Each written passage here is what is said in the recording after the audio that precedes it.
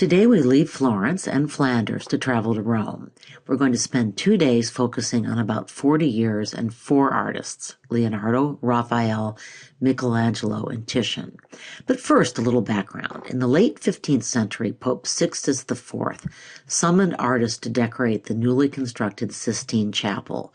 These artists included Botticelli, Ghirlandaio, and Perugino, whose painting of Christ delivering the keys of the kingdom to St. Peter we included in your work text, even though it's no longer a required work. This painting is important for several reasons. I could imagine you being asked to identify its Renaissance elements. So it's an excellent example of mathematical linear perspective, shown especially clearly in the patterns of the square. It lovingly replicates classical architecture, although the building in the center is a fantasy temple, not an actual classical subject.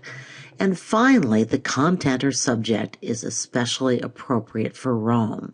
Remember that the papacy had recently undergone hard times. It was exiled to Avignon, France, then split between Avignon and Rome.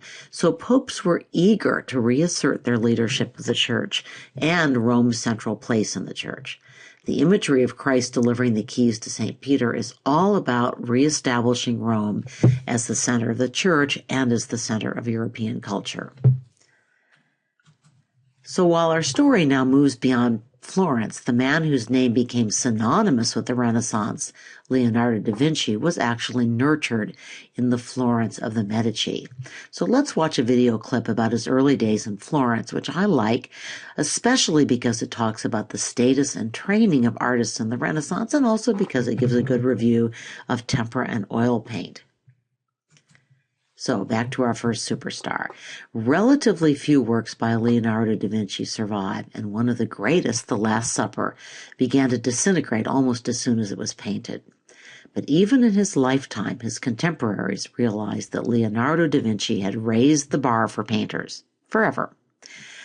The only Leonardo work on the College Board list is The Last Supper, which means that none of his traditional oil paintings made the cut, but they make ours.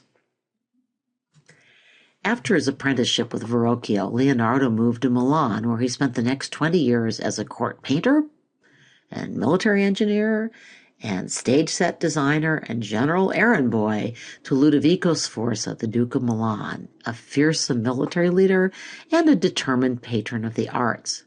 You may recall from your textbook that Leonardo sold himself to the Duke primarily as a military engineer, and just mentioned in passing that he painted better than anyone else.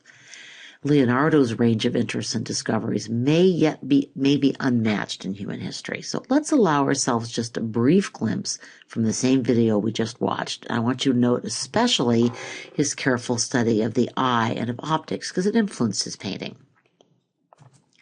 Okay, this is an oversimplification, sorry. But when we look at paintings of the early Italian Renaissance, the 1400s or 15th century, we saw 2 somewhat separate strands. There was what I might call the mathematical strand, with artists applying the rules of perspective to create optically accurate and innovative depictions of 3-dimensional space. And then there was the poetical, even sentimental strand, as represented by Botticelli and Fra Filippo Lippi.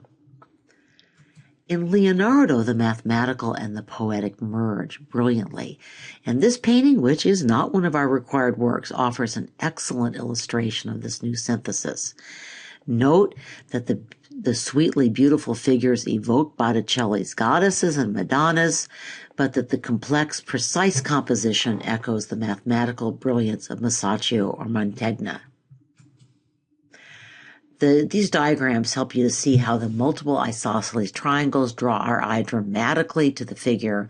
Leonardo also takes chiaroscuro, or the contrast of light and dark, to new heights, in part because he is a master of the new medium of oil paint. Sfumato means smoky or hazy or misty, and it's characteristic of Leonardo's painting that many of his successors would try to imitate. Even though he has masterful command of line, Leonardo deliberately blurs the boundaries of his figures, again trying to capture how our eye perceives reality. We see Leonardo's optical insight in the use of atmospheric perspective, imitating the way the eye sees more distant features as less distinct, paler and bluer than objects in the foreground. Finally, and this is still another way that Leonardo combines poetry with precision, the painting makes the figures an integral part of their landscape. Notice how he ties the figures to one another with gestures and with this pyramidal composition. So this gives the painting a rare unity and coherence, and that's something we'll see echoed in the Last Supper, which is one reason I want you to see this. Whoops.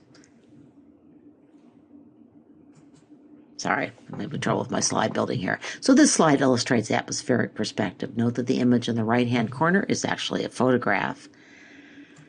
Now, this painting of Ludovico Sforza's 15-year-old Mistress isn't in your textbook, but it may be my favorite Leonardo da Vinci painting, so I stuck it in.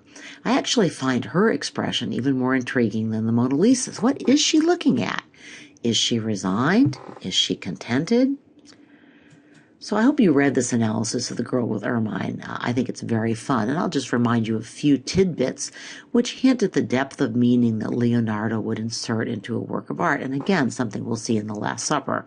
So, for example, the jet necklace she's wearing may be a reference to Ludovico Sforza's nickname, the Moor, inspired by his dark appearance. Ermine, the animal she's holding, is a symbol for pregnancy, and she may have been pregnant at the time. We know she had Sforza's child.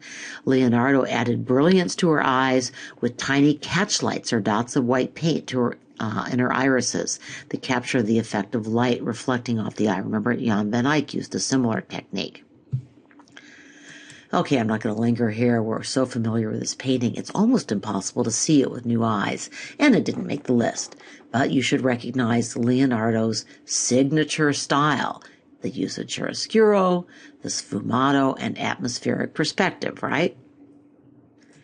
Well, I may be irked with the College Board for omitting other Leonardo paintings, but I agree that this is his most important painting and a hugely important painting in the history of art. Now, the Khan Academy podcast on this work is especially good, so please don't skip it. This really is important. As our experts pointed out, the Last Supper was a common theme in Renaissance art and a common decoration for the refectory, that means the dining room of monasteries. It also posed a compositional challenge. How do you make a lineup of men sitting at a table interesting?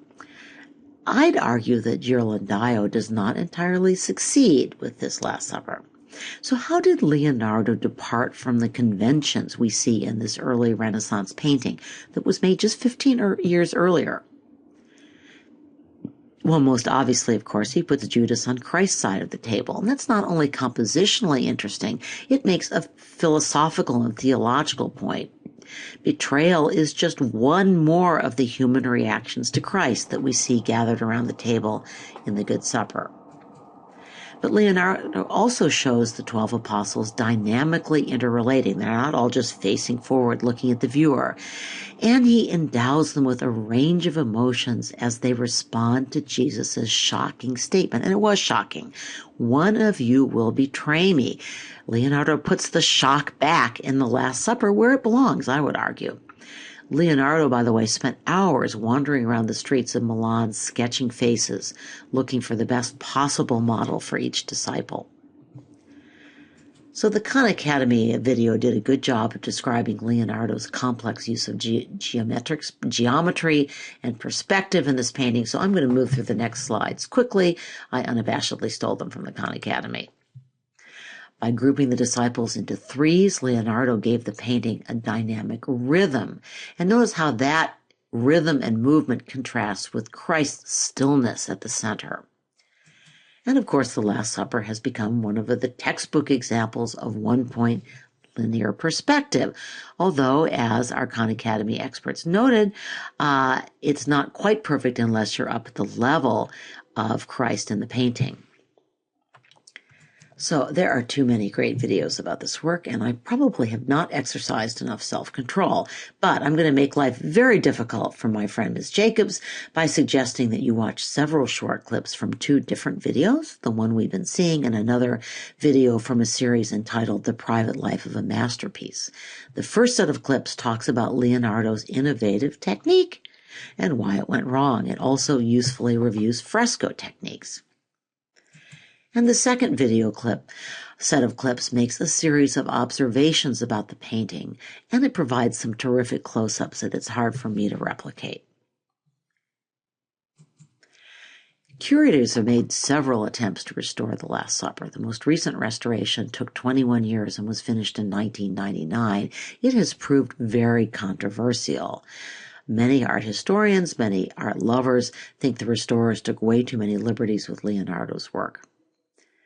In my next video, I'll move on to our next superstar, Michelangelo, another extraordinarily versatile talent who got bossed around by his patron, this time Pope Julius II. But first, I'd just like to note that The Last Supper has become a cultural icon, and some of the results have been a little weird. Did The Last Supper really help sell jeans? And since I'm guessing many of you went to see the new Star Wars movie over the Christmas break, may the Force be with you.